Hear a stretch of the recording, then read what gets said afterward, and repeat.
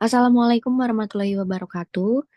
Sebelumnya, perkenalkan kami dari kelompok 7 yang akan mempresentasikan mengenai analisis perusahaan Ajinomoto. Nah, selanjutnya, perkenalkan juga anggota kelompok kami. Yang pertama ada Shiva, Saya Syifa Nurjana dengan NIM 550.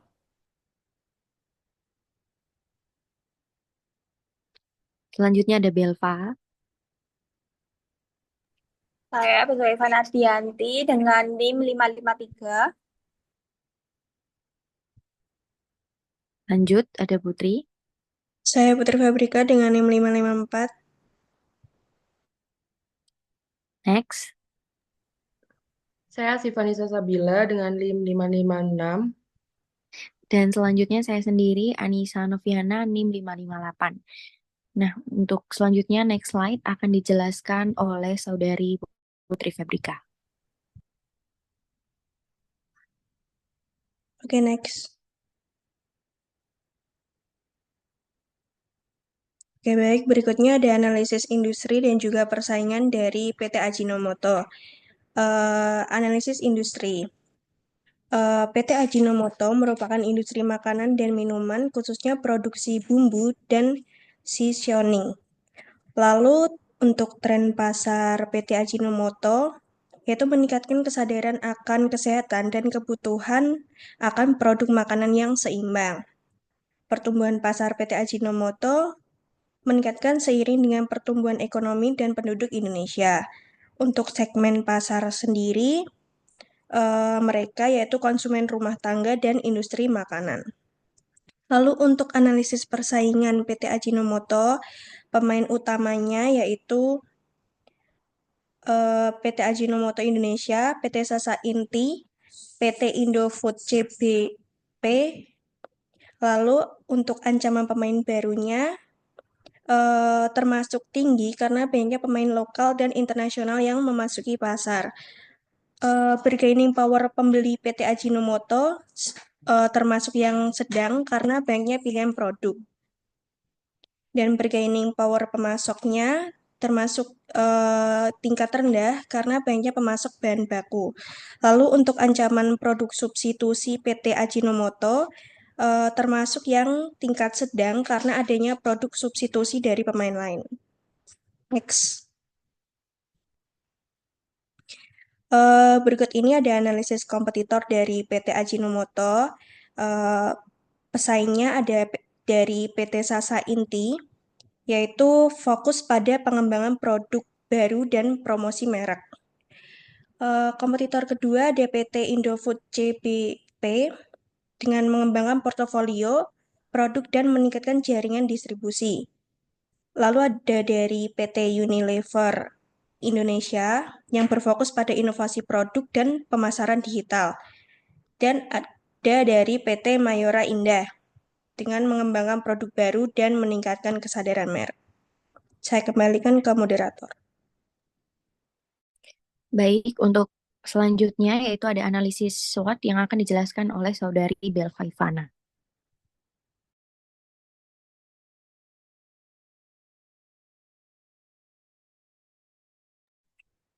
Baik, saya akan menjelaskan tentang analisis SWOT. Yang pertama itu ada analisis strength. Nah, ada atau kekuatan. Nah, yang pertama ada merek yang kuat, yang berarti merek Ajinomoto ini sudah sangat terkenal sehingga sulit untuk merek-merek lain itu sulit untuk dipercaya karena sudah ada merek Ajinomoto yang sudah terkenal.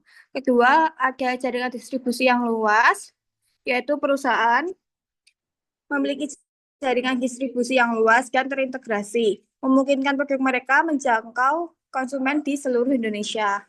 Yang ketiga, ada pengalaman dan keahlian.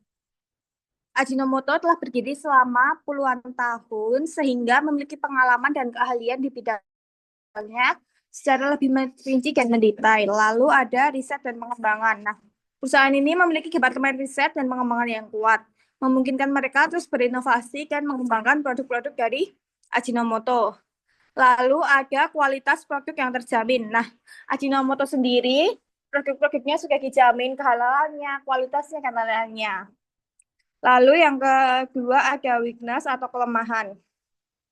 Yang pertama, ada ketergantungan pada bahan baku impor. Nah, sebagian besar bahan baku yang digunakan produk Ajinomoto ini merupakan bahan baku dari luar negeri. Lalu ada persaingan yang ketat. Nah, persaingan industri di kompetitif makanan sendiri itu juga sudah mulai berkembang sehingga persaingan kian meningkat. Lalu ada persepsi negatif tentang MSG. Nah, meskipun banyak penelitian yang mengatakan bahwa ICBP ini atau MSG ini itu tuh sudah banyak sekali mengandung tidak sehat, tapi itu tidak dibuktikan oleh riset sehingga uh, enggak belum terbukti. Lalu selanjutnya ada opportunity atau peluang.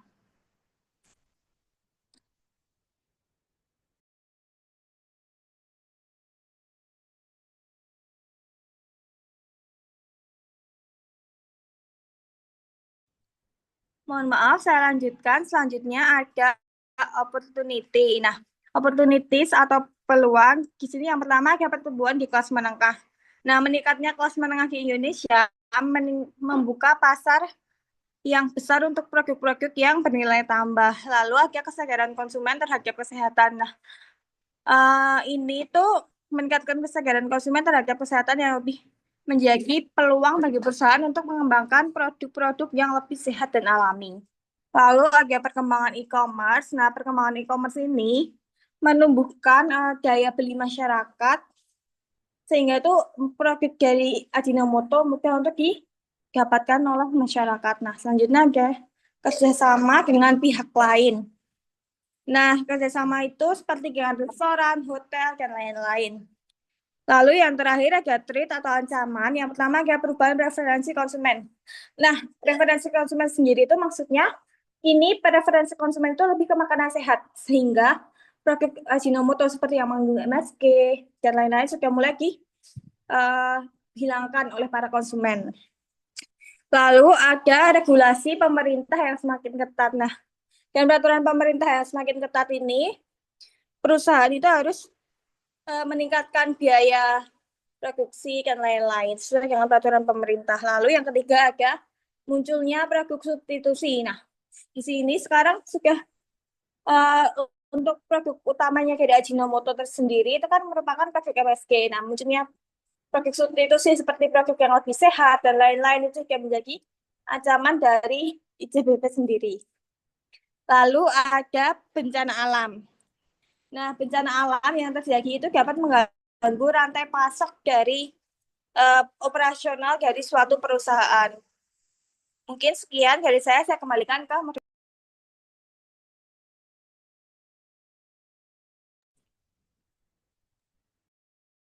Baik, terima kasih Saudari Belva. Selanjutnya akan dijelaskan oleh Saudari Syifa.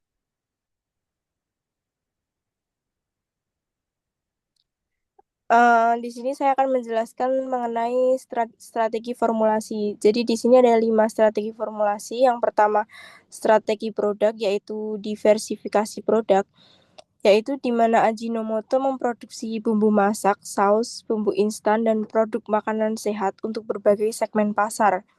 Diversifikasi ini memungkinkan perusahaan menjangkau pasar yang lebih luas. Kemudian ada inovasi R&D yang berfokus pada pengembangan produk rendah natrium dan sehat sesuai tren gaya hidup sehat. Yang kedua ada strategi harga, yaitu penetrasi harga, di mana menetapkan harga yang kompetitif untuk meningkatkan penetrasi di pasar-pasar lokal. Kemudian menawarkan produk premium dan ekonomis untuk menjangkau berbagai kelas sosial. Dan yang ketiga ada strategi distribusi, yaitu jaringan distribusi luas, dengan memanfaatkan distributor lokal dan modern market seperti supermarket atau minimarket hingga tradisional market. Ya, kemudian ada juga jaringan distribusi ekspor global, di mana memperluas pasar ekspor ke negara-negara Asia, Afrika, dan Timur Tengah. Dan yang keempat ada strategi promosi yang berupa brand awareness, di mana kampanye iklan yang mengedukasi konsumen tentang keamanan dan manfaat MSG melalui digital dan TV. Dan ada CSR, yaitu melakukan kegiatan edukasi masak sehat dan pemberdayaan masyarakat untuk membangun citra positif. Kemudian dengan adanya kolaborasi influencer dan chef, menggunakan figur publik untuk memperkuat kepercayaan konsumen. Dan yang terakhir ada strategi operasional berupa efisiensi produksi, yaitu menggunakan teknologi modern untuk meningkatkan efisiensi dan menekan biaya produksi. Kemudian strategi operasional berupa sustainability, yaitu mengadopsi prinsip ramah lingkungan dalam proses produksi, seperti pengelolaan limbah yang berkelanjutan. Sekian, saya kembalikan ke moderator. Baik, terima kasih Saudari Syifa. Selanjutnya ada strategi fungsional yang akan dijelaskan oleh Saudari Asifa. Oke, selanjutnya adalah strategi fungsional. Di sini strategi fungsional sendiri ada 4, yaitu pemasaran, operasional, sumber daya manusia, dan juga keuangan. Selanjutnya,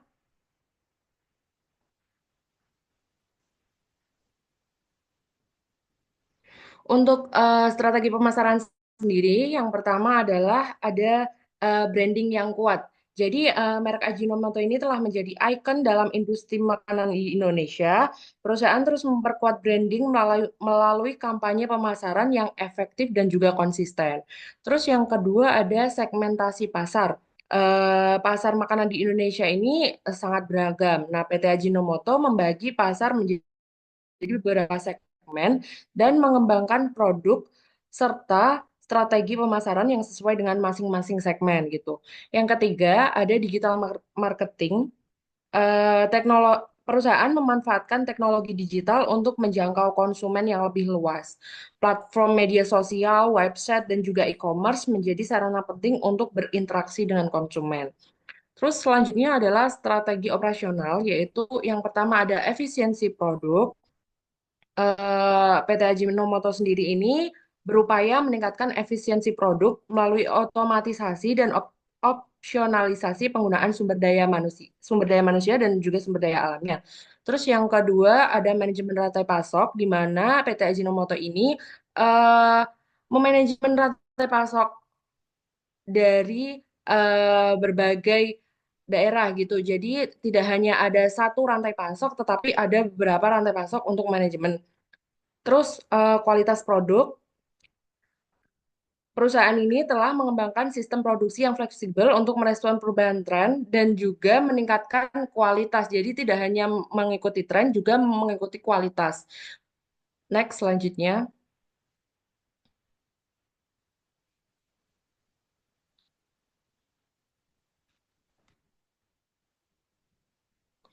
Selanjutnya, yang kedua adalah strategi sumber daya manusia. Yang pertama ada pengembangan kompetensi, di mana perusahaan harus melakukan pelatihan dan pengembangan karyawan untuk meningkatkan kompetensi dan juga produktivitas. Yang kedua ada kesejahteraan karyawan, di mana PT Ajinomoto memberikan perhatian yang besar pada kesejahteraan karyawan sepesan menjadi perusahaan, di mana perusahaan membangun budaya perusahaan yang positif dan juga inovatif untuk mendorong karyawan memberikan kontribusi terbaiknya. Yang terakhir adalah keuangan. Yang pertama adalah efisiensi biaya. Perusahaan terus berusaha untuk menekan biaya produksi dan operasional keuangan yang sehat, di mana perusahaan menerapkan praktik manajemen keuangan yang baik untuk memastikan stabilitas keuangan jangka panjang. Yang ketiga adalah investasi yang tepat, di mana perusahaan menginvestasikan dana pada proyek-proyek yang memiliki potensi pertumbuhan yang tinggi dan juga berjangka panjang. Selanjutnya saya berikan ke Baik, bisa di next slide. Jadi teman-teman untuk presentasi kami hari ini ada kesimpulan yang dapat kami sampaikan, yaitu ada beberapa keunggulan yang dimiliki oleh PT Ajinomoto, yaitu merek dagang yang kuat dan terpercaya, kualitas produk yang terjamin, terus ada inovasi produk yang dilakukan terus-menerus, jaringan distribusi yang luas dan selalu memiliki komitmen terhadap keberlanjutan. Nah, selain memiliki keunggulan yang dapat dimanfaatkan oleh perusahaan, PT Ajinomoto juga memiliki tantangan tersendiri, yaitu persaingan yang ketat, perubahan preferensi konsumen, dan regulasi pemerintah yang tak jarang berubah-ubah.